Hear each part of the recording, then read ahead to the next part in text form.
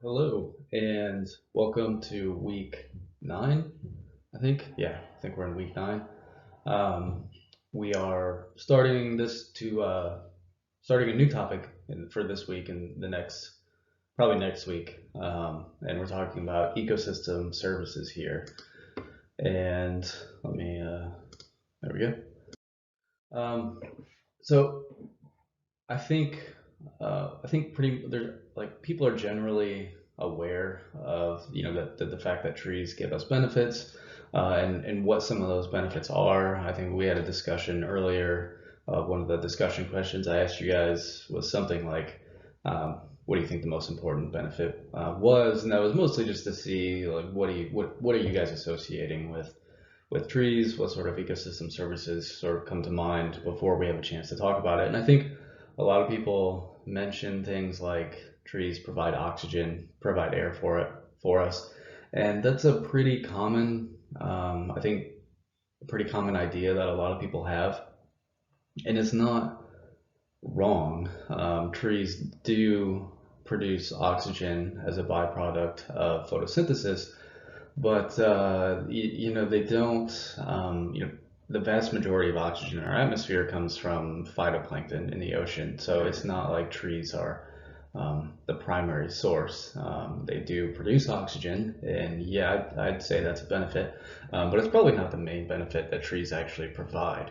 I think what most people are sort of getting at when they think of that is the fact that trees can contribute to lower concentrations of pollutants in the air. And I think that's kind of what people are thinking of. And in that sense, if you're removing pollutants from the air, you might be um, increasing the concentration of oxygen in the air compared to those pollutants. And removing those pollutants are good because, they tend to be harmful to human health, or else we wouldn't really consider them pollutants. Um, so that's an important benefit that trees provide. They clean the air. There's all sorts of things, and we'll talk about some of these. They reduce the urban heat island effect. They capture rainwater. They can increase business. This is kind of interesting. They can increase business spending. So there's studies that show if shopping malls in areas like that have more trees, then people will spend more time there, and more time spent usually means more money spent. So that's kind of an interesting aspect or benefit of having trees for the economy. They create jobs, so they actually boost the economy. I mean, we spent a whole week talking about arboriculture and the entire field of arboriculture. So it's an entire sector, of the economy and green jobs. They improve public health, for a variety of ways, or in a variety of ways. One, they're removing pollutants and cooling things off and all sorts of things like that that can improve the public's health and lower rates of asthma and heart disease and things like that. They can even improve mental health. Studies suggest that having more or being in an area with higher tree canopy or a higher density of trees lowers stress and lowers blood pressure and can contribute to cardiovascular health and depression, easing depression and anxiety. Um, Cleaning water, I think this one probably ties a little bit into capturing rainwater, and we'll talk about this stormwater benefits. And these two together might be the most important benefit that trees can provide as far as overlap between human health and economic health um, and not damaging city infrastructure and things like that. Um, Saving energy, trees, if they're planted in certain areas around buildings, can reduce how much you have to run your air conditioner, and they can even be kind of windbreaks in the winter and keep you from having to use as much heat or energy to heat your home. And they can combat climate change. Trees are an important component of the terrestrial carbon cycle in that they sequester carbon as they grow. I mean, a tree's trunk is basically just a block of carbon. Well, it's more than that, but it's a lot of carbon that they store, and so that's another important benefit. I don't know how important this is. It's trees in cities are probably not, or at least not that we know of. How much trees an urban forest is accumulating how much carbon. That's kind of a new area of research. I'm not sure it's going to compare to like a terrestrial natural forest, but that doesn't mean it's not important. It's still an important source of carbon sequestration. So lots of benefits of trees. Um, and if we were to talk about, what sort of benefits can you get from a single tree over its lifetime, this is coming from a website. It's itreetools.org, and I'll come back to this in a little bit because this is really important. It's a website, but it's also like a suite or a combination of tools that you can use to quantify an urban forest. And so if we were to sort of walk through these, this is for like a mature size tree. I think the website lists this as a maple. I'm not sure where it is, but it is from an actual tree that they quantified the benefits and said, over 20 years, this tree can remove 3,000 pounds of CO2, over 500 kilowatts of electricity, or save that much electricity, intercept almost 30,000 gallons of water, avoid 4,800 gallons of runoff, and filter 15 pounds of ozone and nitrous oxide and sulfur dioxide, and so or nitrogen dioxide, sorry. And so that's a lot of benefits from a single tree, and this is all just air quality. And when you well, first of all, yeah, we're talking about air quality. Those are all just things that relate to improving the air quality that a tree can do. And we've talked a little bit of how this happens, and just to sort of refresh your memory, trees absorb these gases through their stomata located on their leaves. Usually stomata are concentrated on the bottom of the leaves, but they occur on the top as well. And through that process, they pull at the atmospheric gases inside, and so they can literally pull in pollutants.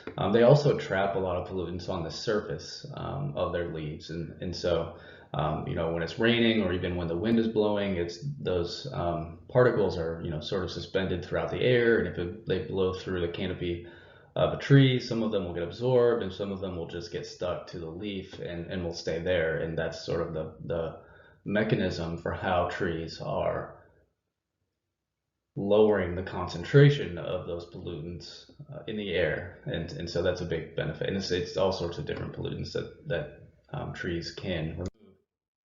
And this has a big benefit when you scale this up to the city scale. So a study, this is from the 90s, so this is a little outdated, but I mean, just shows that trees in New York remove an estimated 1,821 metric tons of air pollution annually, and this is a $9.5 $1 million benefit to the city. Now, these numbers are even higher now, I would imagine, or at least the value is. Maybe pollution has decreased, and so trees aren't removing as much, but the rate at which they remove pollutants hasn't changed. And so that's a huge benefit in terms of the medical cost. If you have high pollution rates, then you're going to have high asthma rates and other health problems, lung problems, and now like it's really relevant because if you're susceptible, if you have asthma or some lung condition, and now we have a pandemic going around that exposes or puts people at risk for more respiratory problems, those are just added risk factors. So trees can reduce a lot of those risk factors by removing pollutants and not causing as much harm to human health. Some studies have estimated air pollution removal to be as high as 70% by street trees and 85% by park trees. And that's really important, especially the 70% on street trees, because pollutants can get much more concentrated on the street because you're getting emissions from vehicles driving down streets constantly. So that's a really important function, and why so many cities use trees in between the sidewalk and the street, that area where they plant those are called street trees. You'll see tons of neighborhoods lined with these things, and that's one of the main reasons that they remove pollutants from the street, and that's why you want to have these trees there. But there's also, there's pollutants from the emissions from vehicles, but then there's also, on really hot days when temperatures are really high, we can get the formation of ozone. And it's kind of this interesting dichotomy or interesting relationship for trees here, because trees can emit these things that are called volatile organic compounds. And volatile organic compounds, or VOCs, can contribute to the formation of ozone. Now, ozone is a pollutant and it's not good for you to breathe. It's not good for human health. So you don't want that. And trees can actually contribute to that by producing these VOCs. Now, there's some complex stuff going on, or it's a complex relationship. So first of all, it's species dependent. Not all species emit, well, how do I want to say this? Some species emit more of these than other species do. So not all trees, not all areas are going to have this same issue depending on the species that do or don't emit these things. But even more so, this process here is temperature dependent. So the higher the temperature, the more likely it is that these VOCs will contribute to ozone formation. And so one way to combat that is to actually increase your urban tree canopy. So you're actually going to want more trees to reduce this problem. And it's sort of counterintuitive, where the trees are both the problem and the solution, but it's a temperature dependent thing. So if you have more trees, you're going to reduce the temperature. And so even if you're getting more VOCs, they're not going to be contributing to ozone formation as much if you're reducing the temperature, because it's a temperature dependent process. And so having more trees can actually reduce the ozone formation, even if it's producing more of these things, because of the urban heat island effect that trees have, the improvement of the urban heat island effect that trees have. On the other side of that, climate change exacerbates this risk. So high temperatures are getting higher, and we're seeing more extreme heat events, which is going to have the opposite effect, that it's going to make this process more likely. And so you're going to have more ozone formation as a result of these VOCs. So trees are both the part of the problem, not the entire problem. They don't emit ozone themselves, but part of the problem, but also the solution. You're going to want to plant more trees to reduce the temperature, and that's going to it's going to help, or it's going to limit how much ozone formation actually occurs. Another interesting use here that actually doesn't get talked about too often, kind of depends on where you live, but landslides cause over $1 billion in property damage annually in the United States. So cities that experience things like landslides, like San Francisco, actually use tree plantings to stabilize hillsides around the city. The root structure will help stabilize that hillside. And this is actually a really old use also of trees. So there's records from like the 1400s in Switzerland, where they would plant trees to prevent things like avalanches, and Greece planted trees to prevent landslides. And so this is really old use, but it's still being used because it's effective, and we use it now in the United States to prevent landslides in areas where they have earthquakes, and where there are housing built into hillside slopes like this, and are more susceptible to landslides. Okay, let's talk about food for a second here. So trees in urban areas as a source of food may actually predate the use of trees for shade. We actually talked about this quite a bit when we talked about the history of urban forestry and the use of trees in gardens and urban gardens and urban orchards and things like that in Egypt and in Rome and Greece and things like that. So this is really old. Trees have been planted for their fruit production for a long time. But recently in the United States, in the past few decades, there's been a big push to, or how I would say, like a reemergence of these urban gardens as sort of this movement, and they're usually called community gardens. And there's a lot of reasons why that is, why a lot of cities have been using these, because they have a lot of benefits. They improve air and soil quality. They increase biodiversity in the areas where they're implemented. They increase food access in those communities. They improve water infiltration, so part of that soil quality. They reduce waste through the use of compost. They improve the urban microclimate. They improve food security, improve mental health, and they can even improve the property value of vacant lots. So lots of benefits for urban gardens. And that's why there's been such a reemergence of these in cities all over the place.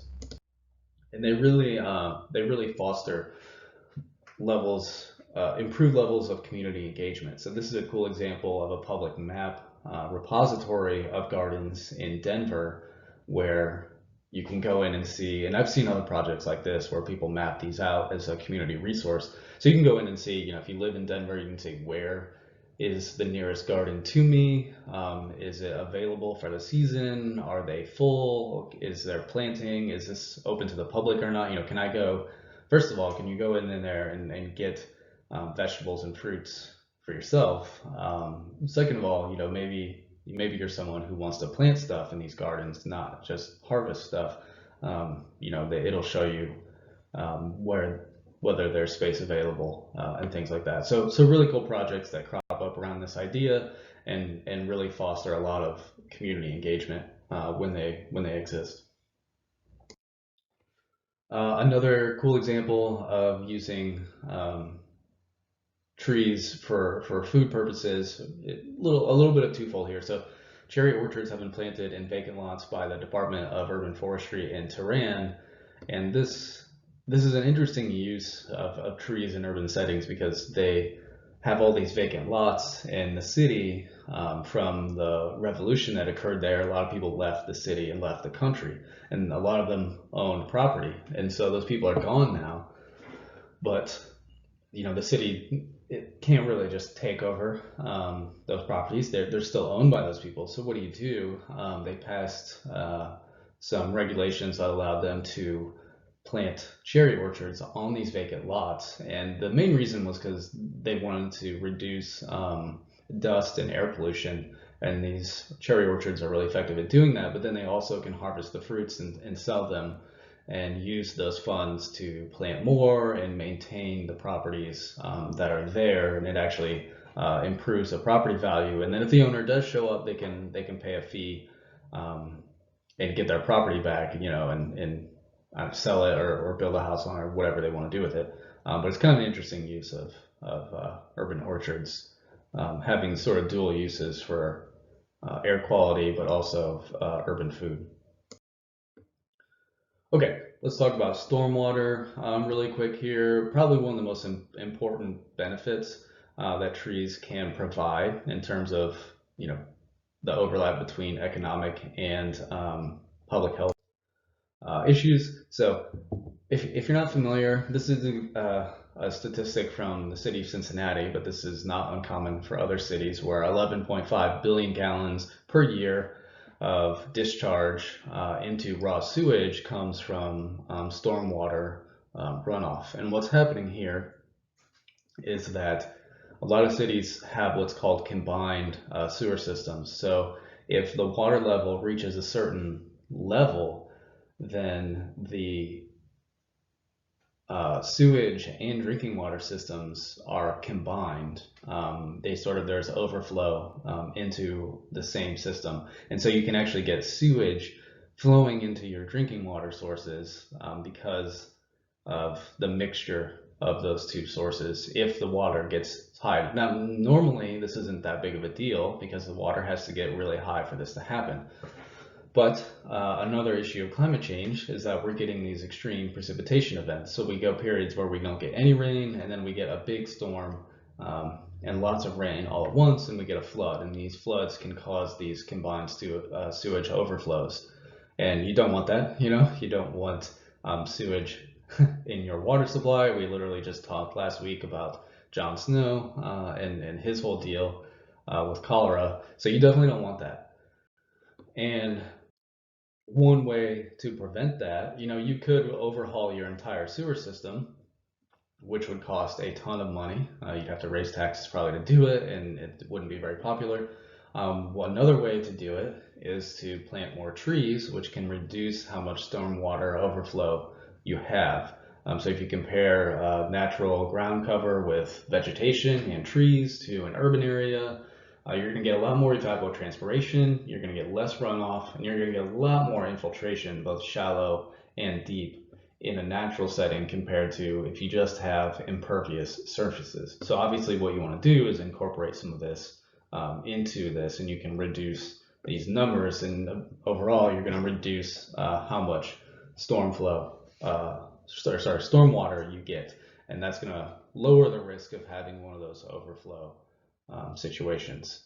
And that's really important. That can improve the health of the city, can improve the infrastructure of your city and help it last longer, can save the taxpayers money, can reduce the possible infection rates in your city if you have those events. So really lots of benefits from doing this, and a lot of research is going into this area right now.